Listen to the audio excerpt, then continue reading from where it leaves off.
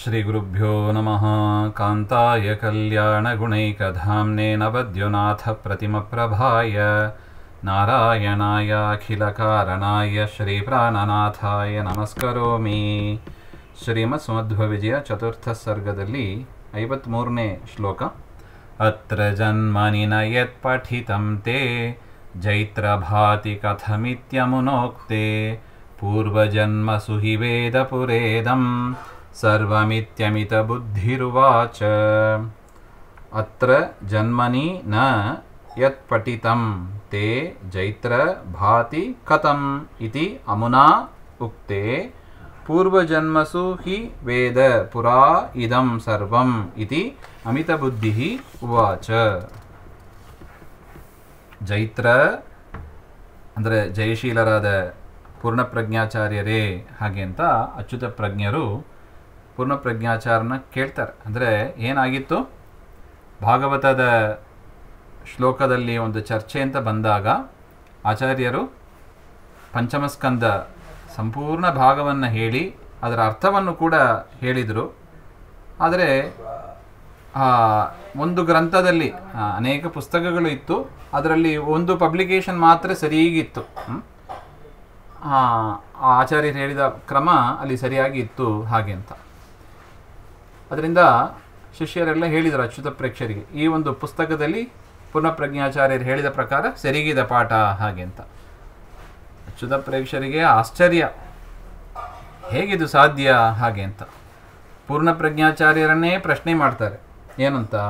ಜೈತ್ರ ಜಯಶೀಲರಾದ ಪೂರ್ಣಪ್ರಜ್ಞಾಚಾರ್ಯರೇ, ತೇ ಅತ್ರ ಜನ್ಮನಿ ಯತ್ ನ ಪಠಿತಂ.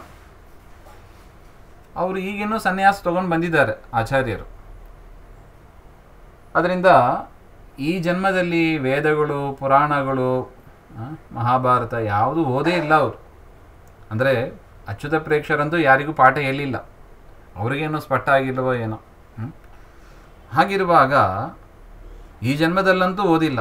ತ್ವಯಾ ಅತ್ರ ಜನ್ಮನಿ, ಈ ಜನ್ಮದಲ್ಲಿ ಅಂದರೆ ಪೂರ್ಣಪ್ರಜ್ಞಾಚಾರ್ಯರ ಒಂದು ಆ ಜನ್ಮದಲ್ಲಿ ಯತ್ ವೇದ ಪುರಾಣಾದಿಕಂ ನ ಪಠಿತಂ, ವೇದ ಪುರಾಣಾದಿಗಳನ್ನು ನೀವು ಓದಿಲ್ಲ. ಆದರೂ ಕೂಡ ಕಥಂ ಭಾತಿ, ಇದನ್ನು ನೀವು ಹೇಗೆ ಹೇಳಲಿಕ್ಕೆ ಸಾಧ್ಯ ಇಷ್ಟು ಚೆನ್ನಾಗಿ ಹಾಗೆ ಅಂತ.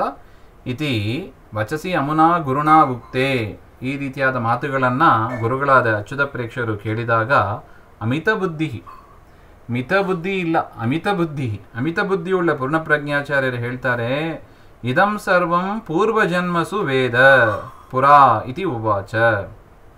ಇದೆಲ್ಲವನ್ನು ಕೂಡ ನಾನು ಹಿಂದಿನ ಜನ್ಮದಲ್ಲೇ ನಾನು ಓದಿದ್ದೇನೆ ಹಾಗೆ ಅಂತ. ವೇದ ಪುರ ಇತ್ಯತ್ರ ಯಾವತ್ ಪುರಾಣ ಸೂತ್ರೇ ಲಟ್ ವಿದೋ ಲಟ್ ಇತಿ ನಳಾದೇಶ ಅಂತ.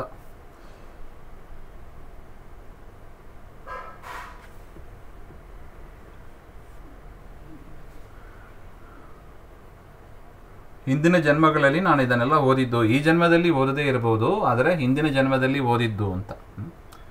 ಇದರಿಂದ ನಮಗೆ ಕೆಲವು ವಿಷಯಗಳು ಸ್ಪಷ್ಟ ಆಗ್ತದೆ ನೋಡಿ. ತಮಿಳಲ್ಲಿ ಒಂದು ಮಾತಿದೆ, ಒಂದು ಜನ್ಮದಲ್ಲಿ ತಾನು ಪಡೆದ ವಿದ್ಯೆ ಅವನಿಗೆ 7 ಜನ್ಮಕ್ಕೆ ಬರುತ್ತದೆ ಅಂತ ಒಂದು ಮಾತಿದೆ.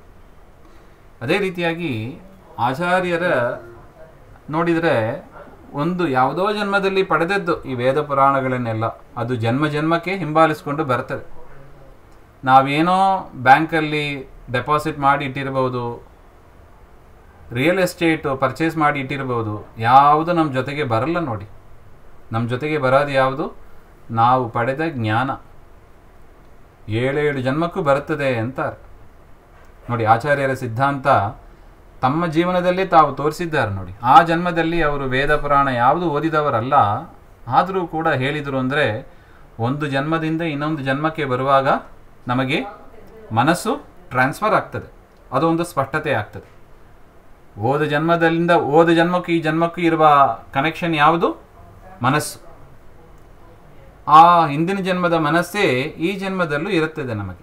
ಅದರಿಂದ ಆ ಸಂಸ್ಕಾರ ಹಾಗೆಯೇ ಸ್ಟೋರ್ ಆಗಿ ಟ್ರಾನ್ಸ್ಫರ್ ಆಗಿ ಬರುತ್ತದೆ. ಅದರಿಂದ ನಾವು ಸಂಪಾದನೆ ಮಾಡಬೇಕು. ಏನು ಸಂಪಾದನೆ ಮಾಡಬೇಕು? ಯಾವುದು ನಮ್ಮ ಜೊತೆಗೆ ಬರುತ್ತದೋ ಅದನ್ನು ಸಂಪಾದನೆ ಮಾಡಬೇಕು. ಮಿಕ್ಕಿದ್ದು ಸಂಪಾದನೆ ಮಾಡಬಾರ್ದು ಅಂತಲ್ಲ, ಅದನ್ನೆಲ್ಲ ಸೆಕೆಂಡ್ರಿ ಮಾಡಬೇಕು. ಇದು ಸ್ಪಷ್ಟ ಆಗ್ತದೆ ನೋಡಿ. ಎರಡು ವಿಚಾರ, ಒಂದು ಹಿಂದಿನ ಜನ್ಮಕ್ಕೂ ಈ ಜನ್ಮಕ್ಕೂ ಮನಸ್ಸು ಟ್ರಾನ್ಸ್ಫರ್ ಆಗ್ತದೆ. ಆ ಮನಸ್ಸಿನಲ್ಲಿ ನಾವು ಯಾವುದು ತುಂಬಿಸ್ಕೊಳ್ಳಿಕ್ಕಾಗ್ತದೆ? ಜ್ಞಾನ. ಅದರಿಂದ ಜ್ಞಾನ, ಭಕ್ತಿ ಇವುಗಳಿಗೆ ನಮ್ಮ ಪ್ರಯತ್ನ ಇರಬೇಕು. ಪ್ರೈಮರಿ ಎಫರ್ಟ್ ಅಲ್ಲಿರಬೇಕು ಎಂಬ ಎರಡು ಅಂಶ ಇಲ್ಲಿಗೆ ನಮಗೆ ಸ್ಪಷ್ಟ ಆಗ್ತದೆ ಈ ಒಂದು ಘಟನೆಯಿಂದ ಅಂತ. ಅದರಿಂದ ಆಚಾರ್ಯರ ಸಿದ್ಧಾಂತವನ್ನು ನಿರಂತರವಾಗಿ ನಾವು ಶ್ರವಣ ಮನನ ಮಾಡಬೇಕು ಎಂಬ ಒಂದು ವಿಚಾರವೂ ಕೂಡ ಇಲ್ಲಿದೆ. ಅತ್ರ ಜನ್ಮನಿ ನ ಯತ್ ಪಠಿತಂ ತೇ ಜೈತ್ರ ಭಾತಿ ಕಥಮಿತ್ಯಮುನೋಕ್ತೆ ಪೂರ್ವಜನ್ಮ ಸುಹಿವೇದ ಪುರೇದಂ ಸರ್ವಮಿತ್ಯಮಿತ ಬುದ್ಧಿರುವಾಚ. ಶ್ರೀಮಧ್ವಾಂತರ್ಗತ ಶ್ರೀಕೃಷ್ಣ ಅರ್ಪಣಮಸ್ತು. ಶ್ರೀಹರೇ ನಮಃ.